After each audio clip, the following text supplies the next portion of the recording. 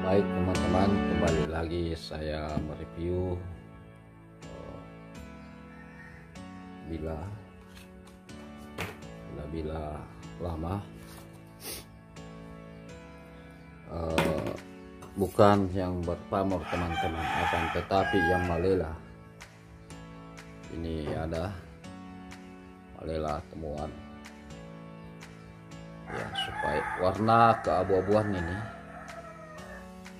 ya, cuma di pengaruh cahaya sehingga tidak terlalu nampak ke abu-abuannya ya. Ini dari buntu Poreo teman-teman, atau buntu Poreo. Tentu bahannya ini dari sana juga, bukan didatangkan dari luar, akan tetapi salah satu gunung yang berada di Poreo. Iya, karena sejarah orang Poreo dan Rongkong itu sebagai orang-orang pasukan inti Kedatuan Lu dulu. Nah, kalau ini dari Rongkong teman-teman, ini dari Rongkong ya, agak hitam kalau ini. Kenapa ada putih? Karena saya mau pakai amplas 1000 ya, karena kalau dipegang samping bila begini terlalu kayak tajam-tajam ya. Bisa ini rakapan, ada rakapannya. Jadi saya mau jelaskan bahwa malela yang dulu itu ditempa juga teman-teman. Jadi bukan seperti malela yang ada sekarang, ada X bayonet, ada ya barsenso, ada pokoknya baja-baja yang keras lah, kebanyakan ditempa sehingga menghasilkan hasil rendaman Madura cumi. Ini Madura cumi semua ini, walaupun Poreo ini tidak terlalu hitam. Walaupun saya bukan peneliti kandungan logam yang ada pada besi Poreo, kenapa beracun? Tentu ada beberapa, kalau dianalisa, mau dipikirkan dengan baik-baik. Tentu di dalamnya mengandung beberapa unsur logam, bukan hanya unsur Fe, Fe, kemungkinan vanadium, titanium, atau dan sebagainya ya. Jadi seperti itu teman-teman, itu menurut saya iya. Setelah kalau teman-teman punya pendapat lain, nah di sini ada tadi yang ini ada. Jadi yang hitam ini jenis, ini bahan bakunya teman-teman. Nenek moyang kita dulu tidak mengenal besi pabrik, mereka yang produk sendiri melalui pembakaran dapur tanah. Kemudian unsur-unsur besi itu meleleh. Setelah meleleh, mereka tentu berkumpul di satu titik seperti ini, bukan terhambur ya. Itu yang dikumpulkan, kemudian dibuat bahan dasar seperti ini ya. Setelah dibuat bahan dasar seperti ini, ininya lagi dikumpul, dibuatlah seperti ini ya. Bahan ini kemungkinan jadinya itu teman-teman alat begini ya.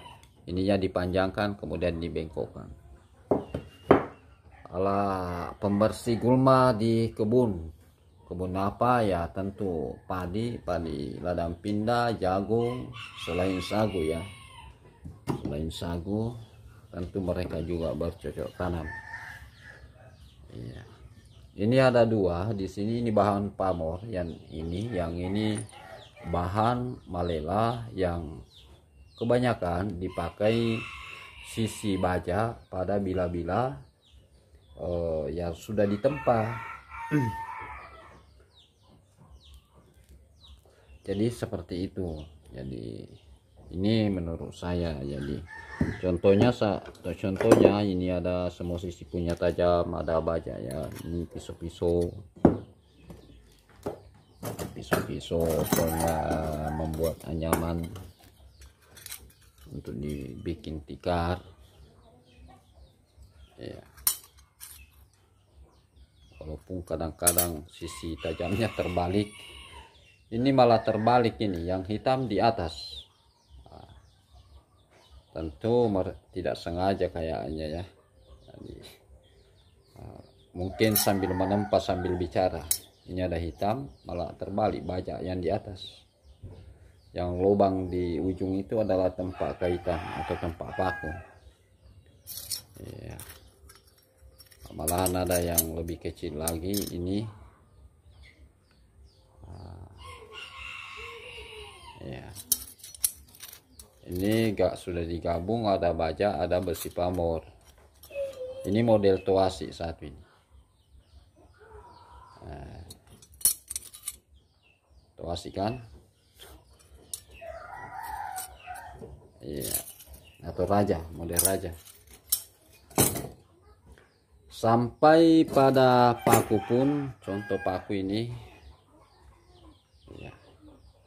Tapi dia besi pamor. Kenapa? Karena lentur. Kemungkinan hanya tempaannya yang padat.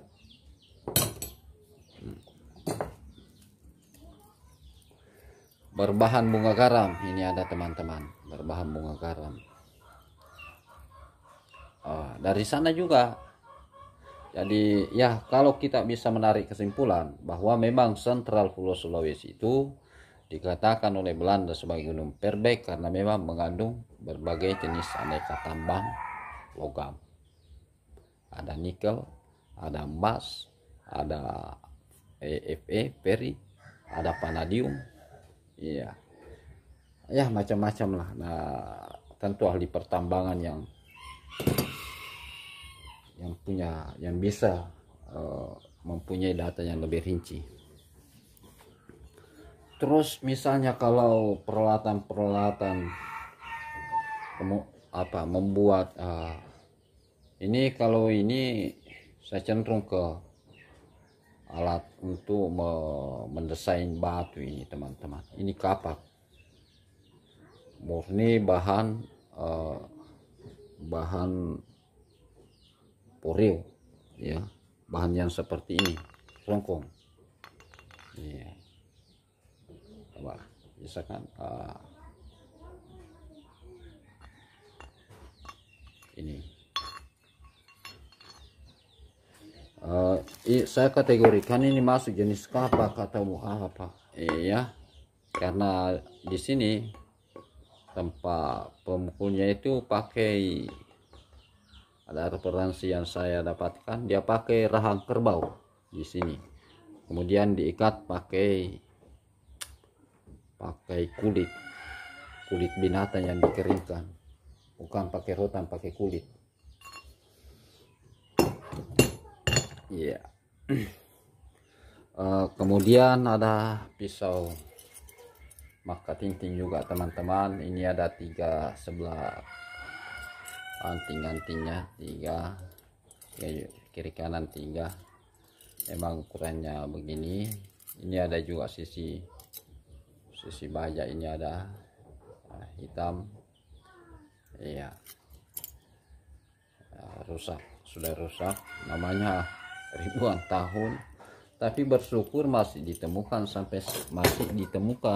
kita bisa selamatkan untuk bahan edukasi ya, yang seperti ini. Kecuali yang memang sudah rusak parah, tidak mempunyai bentuk lagi, itulah yang diproduk oleh para penempa menjadi bila-bila baru ya. Jadi seperti itu. Nah, saya juga menemukan bahwa memang dulu nenek moyang kita aktif di kegiatan penempaan. Ini ada didapatkan di eks penempan. Ini kalau besi di rata, kalau penempa pasti tahu ini tai besi. Di bawahnya tempatnya besi membara itu ya, dia berkumpul seperti ini ya. Ini tai besinya teman-teman, bukan tai las, bukan ya. Ya, ini ditemukan berdekatan dengan ini, dan di situ dijumpai banyak arang. Jadi saya berkeyakinan bahwa memang sudah dari dulu nenek moyang kita, terutama yang ada di Luwu, sangat aktif dan merupakan profesi tersendiri, yaitu menempa ya, memproduksi bila-bila yang dipakai alat-alat tempur yang dipakai oleh kerajaannya sendiri, juga menjadi salah satu alat perdagangan yang bagi tren kala itu. Baik, saya juga ucapkan terima kasih kepada teman di Makassar. Ini bahannya sudah sampai. Teman-teman yang ingin aksesoris body, saya sarankan ke beliau. Ini tebal, bukan yang lembek-lembeknya teman. Keras ini, walaupun agak mahal, tapi ya kalau memang koleksi pribadi ya saya kira layak untuk disandingkan, dipakaikan ya. Ya karena saya juga kalau bilanya bagus terus pakaiannya jelek, dalamnya wah luar biasa, luarnya. Jadi ini sudah sampai semua, dan saya dikasih bonus 2 yang ini ya. Saya sudah 3 kali ambil barang sama beliau. Jadi nanti nomor WA nya saya simpan di kolom deskripsi. Bagi teman-teman yang jauh, ada handle yang dia pesan kurang cocok dengan bila, bisa dipesan sama Bang Adi Pusaka ya, di Makassar. Ya saya kira seperti itu. Jadi kegiatan seperti ini teman-teman, ada beberapa kelompok yang harus berjalan beriringan sehingga menghasilkan bila-bila yang bagus. Pertama, tersedianya bahan tempa yang memang bagus. Yang kedua, penempanya memang ahli. Yang ketiga, ditunjang oleh aksesoris yang bagus, sehingga teman-teman yang ingin memiliki bila-bila bagus itu, tentu walaupun hanya 1 atau 2 bila dimiliki, tapi kalau itu memang memuaskan, saya kira nilainya 100. Ada juga yang teman-teman yang mengeluh ke saya bahwa saya sudah beli 10, tak satu pun ketika sudah dirawat, begitu jalan 3 bulan perawatan atau 6 bulan malah pudar ya. Pamor urat sudah jadi, tapi wajah bila malah pudar. Begitu selesai dibersihkan, ada 3 hari 2 hari kemudian malah kembali karat ya. Jadi seperti itu. Tentu beda harga, beda bahan, beda kualitas ya, beda kualitas. Tujuan saya membangun akun ini hanya untuk para teman-teman, terutama teman-teman pemula yang ingin mengenal pamor bila-bila pusaka leluhurnya, supaya mereka tahu bahwa nenek moyangnya juga ternyata punya bila yang tidak kalah dengan bila dari luar.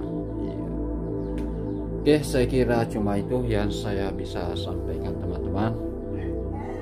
Terima kasih kepada yang sudah menonton. Dukung channel saya dengan cara like dan subscribe. Salam budaya, salam pusaka.